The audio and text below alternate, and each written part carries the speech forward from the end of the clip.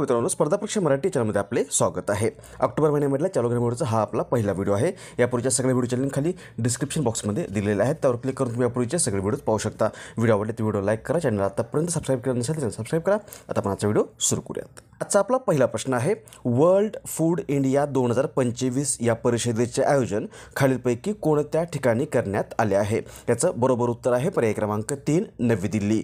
World food India ही अन्न प्रक्रिया उद्योगातील गुंतवणुकीला चालना देणं आणि भारताच्या समृद्ध खाद्य संस्कृतीला जागतिक स्तरावर नेणं या उद्देशाने आयोजित करण्यात येणारी एक परिषद आहे. आणि या परिषदेचं आयोजन 2025 या वर्षामध्ये 25 ते 28 सप्टेंबर 2025 या कालावधीमध्ये नवी दिल्लीमध्ये भारत मंडपम या ठिकाणी करण्यात आलं असून याचं उद्घाटन भारताचे पंतप्रधान नरेंद्र मोदी यांनी केलं असून यामध्ये 21हून अधिक देश, 21 भारतीय राज्य आणि युनियन टेरिटरी तसंच 10 केंद्रीय मंत्रालयांनी सहभाग घेतलेला आहे. उत्तर असेल पर्याय क्रमांक 3, नवी दिल्ली.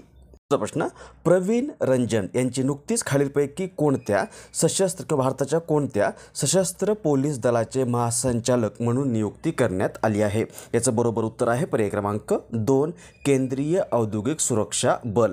प्रवीण रंजन हे 1993 बॅचचे IPS अधिकारी आहेत आणि यांची नुकतीच आता CISF म्हणजे सेंट्रल इंडस्ट्रियल सिक्युरिटी फोर्स किंवा मराठीमध्ये केंद्रीय औद्योगिक सुरक्षा दलाचे नवीन महासंचालक म्हणून नियुक्ती करण्यात आलेली आहे. यापूर्वी यांनी RS भट्टी यांची जागा घेतलेली आहे. आणि CISF किंवा केंद्रीय औद्योगिक सुरक्षा दल हे भारताच्या गृह मंत्रालयाच्या अंतर्गत कार्यरत असलेले केंद्रीय सशस्त्र पोलीस दल आहे. हे दल औद्योगिक युनिट्स, विमानतळ आणि राष्ट्रीय मालमत्तांना संरक्षण पुरवण्याचं काम करतं. याची स्थापना झालेली आहे 10 मार्च 1969 या दिवशी आणि मुख्यालय आहे नवी दिल्ली या ठिकाणी. आता नवीन महासंचालक बनलेले आहेत हे प्रवीण रंजन. नेक्स्ट, खालीलपैकी कोण सध्या भारताचे चीफ ऑफ डिफेन्स स्टाफ किंवा CDS किंवा मराठीमध्ये संरक्षण दल प्रमुख आहेत? याचं बरोबर उत्तर आहे पर्याय क्रमांक 2, अनिल चव्हाण. CDS किंवा चीफ ऑफ डिफेन्स स्टाफ किंवा मराठीमध्ये संरक्षण दल प्रमुख हे भारताचं सशस्त्र दल जे आहे त्या दलाचे प्रमुख अधिकारी असतात. आणि हे किंवा CDS जे आहेत ते तिन्ही दलांमध्ये समन्वय साधण्याचा आणि संरक्षण मंत्र्यांचे मुख्य आर्थिक सल्लागार म्हणून काम करतात. आणि सध्या भारताचे चीफ ऑफ डिफेन्स स्टाफ आहेत अनिल चव्हाण आणि सध्या चर्चेमध्ये आहेत कारण यांना नुकतीच आता 28 मे 2026 या दिवसापर्यंत मुदतवाढ मिळालेली आहे. उत्तर असेल पर्याय क्रमांक 2. प्रश्न, नुकतेच वयाच्या 94व्या वर्षी निधन झालेले LS भैरप्पा कोण होते? याचं बरोबर उत्तर आहे पर्याय क्रमांक 1, लेखक. हे होते LS भैरप्पा आणि हे एक ज्येष्ठ कन्नड साहित्यिक, भारतीय कादंबरीकार, तत्त्वज्ञानी व पटकथा लेखक होते. यांचं नुकतंच वयाच्या 94व्या वर्षी निधन झालेलं आहे. त्यांना आधुनिक भारतातील लोकप्रिय कादंबरीकारांपैकी एक म्हणून व्यापकपणे ओळखलं जात होतं. आणि 1966 या वर्षामध्ये यांना साहित्य अकादमी पुरस्कार, 2010 सरस्वती सन्मान, 2016 पद्मश्री आणि 2023 पद्मभूषण या पुरस्कारांनी सन्मानित करण्यात आलं होतं. उत्तर असेल पर्याय क्रमांक 1, ते एक लेखक होते LS भैरप्पा. यांचं नुकतंच वयाच्या 94व्या वर्षी हृदयविकाराच्या झटक्यामुळे निधन झालेलं आहे.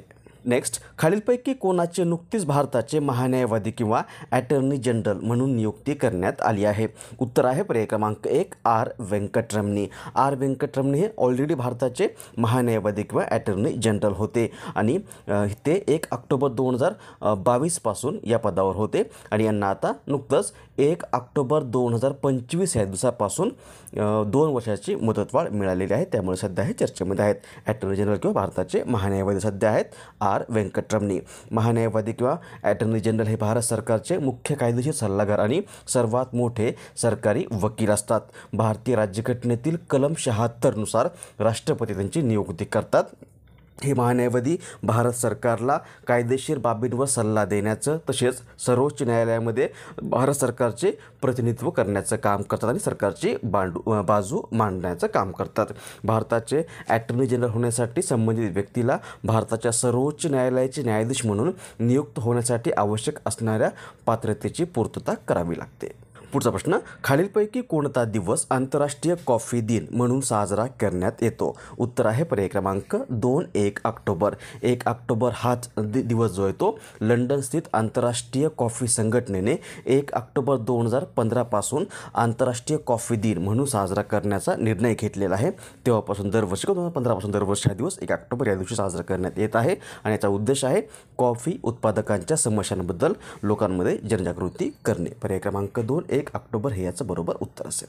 पुढचा प्रश्न, तिसरा उन्मेष आंतरराष्ट्रीय साहित्य महोत्सव नुकताच खालीलपैकी कोणत्या ठिकाणी संपन्न झाला आहे? याचं बरोबर उत्तर आहे पर्याय क्रमांक 1 पाटणा बिहारमध्ये. तिसरा उन्मेष आंतरराष्ट्रीय साहित्य महोत्सव नुकताच बिहारमध्ये पाटणा या ठिकाणी 25 ते 28 सप्टेंबर 2025 या कालावधीमध्ये संपन्न झालेला आहे. हा आशियातील सर्वात मोठा साहित्य महोत्सव म्हणून ओळखला जातो आणि या महोत्सवामध्ये साहित्य अकादमीच्या वतीने हा महोत्सव आयोजित करण्यात आला होता आणि या 3 दिवसीय महोत्सवामध्ये 550हून अधिक लेखक, कवी, विद्वान, प्रकाशक आणि इतर साहित्यिक व्यक्तींनी भाग घेतलेला आहे. पर्याय क्रमांक 1 पाटणा बिहार हे याचं बरोबर उत्तर असेल. प्रश्न आहे, खालीलपैकी कोणाची नुकतीच BCCIचे अध्यक्ष म्हणून नियुक्ती करण्यात आली आहे? उत्तर आहे पर्याय क्रमांक 3 मिथुन मन्हास. मिथुन मन्हास यांची नुकतीच आता BCCI किंवा भारतीय क्रिकेट नियामक मंडळ board of control for cricket in India या संघटनेचे अध्यक्ष म्हणून नियुक्ती करण्यात आलेली आहे. भारताच्या घरगुती क्रिकेटमधील एक दिग्गज फलंदाज म्हणून यांची ओळख राहिलेली आहे आणि आता हे BCCIचे नवीन अध्यक्ष बनलेले आहेत. BCCI म्हणजेच board of control for cricket in India किंवा मराठीमध्ये भारतीय क्रिकेट नियामक मंडळ ही भारतातील क्रिकेट खेळाची एक प्रमुख राष्ट्रीय प्रशासकीय संस्था आहे. हिची स्थापना झालेली आहे 1 डिसेंबर 1928 या दिवशी. मुख्यालय आहे मुंबई या ठिकाणी. आता अध्यक्ष बनले हे मिथुन मन्हास, उपाध्यक्ष आहेत राजीव शुक्ला आणि CEO आहेत हेमांग अमीन. नेक्स्ट, खालीलपैकी कोणत्या राज्य सरकारने नुकतीच अंबू करंगल योजना सुरू केली आहे? उत्तर आहे पर्याय क्रमांक 4 तामिळनाडू. तामिळनाडूचे मुख्यमंत्री M.K. स्टॅलिन यांनी नुकतीच ही अंबू करंगल योजना नावाची योजना सुरू केलेली आहे. या योजनेअंतर्गत तामिळनाडूमधील आईवडील गमावलेल्या अनाथ मुलांना दरमहा 2000 रुपये आर्थिक मदत दिली जाणार आहे आणि याचा उद्देश आहे मुलांना त्यांचे शिक्षण सुरू ठेवण्यास आणि त्यांच्या गरजा पूर्ण करण्यास मदत करणे. पर्याय क्रमांक 4 तामिळनाडू. तामिळनाडू मॅपमध्ये इथे आहे तामिळनाडू. राजधानी आहे चेन्नई. सध्या राज्यपाल आहेत R.N. रवी. मुख्यमंत्री आहेत M.K. स्टॅलिन. नेक्स्ट, राष्ट्रीय पोषण महिना हा खालीलपैकी कोणत्या महिन्यात राबवला जाणारा एक कार्यक्रम आहे? उत्तर आहे पर्याय क्रमांक 2 सप्टेंबर. राष्ट्रीय पोषण महिना हा सप्टेंबर महिन्यामध्ये राबवला जाणारा एक कार्यक्रम आहे जो लोकांमध्ये पोषण आणि निरोगी खाण्याच्या सवयींबद्दल जागरूकता वाढवण्याच्या उद्देशाने साजरा केला जातो आणि या अभियानाचा मुख्य उद्देश आहे कुपोषण कमी करणे आणि देशभरात निरोगी जीवनशैलीला प्रोत्साहन देणे. याची सुरुवात 2018 मध्ये भारताचे पंतप्रधान नरेंद्र मोदी यांनी केली असून यावर्षी 18वा राष्ट्रीय पोषण महिना नुकताच साजरा करण्यात येत आहे. यानंतर आजचा प्रश्न ज्याचं उत्तर तुम्हाला खाली कमेंट्समध्ये द्यायचं आहे. प्रश्न आहे, खालीलपैकी कोणत्या शहरातील कर्नाक पुलाचे नाव बदलून सिंधूर पूल असे करण्यात आले आहे? ऑप्शन्स आहेत श्रीनगर, मुंबई, भोपाळ आणि पहलगाम. याचं बरोबर उत्तर तुम्हाला खाली कमेंट्समध्ये द्यायचं आहे.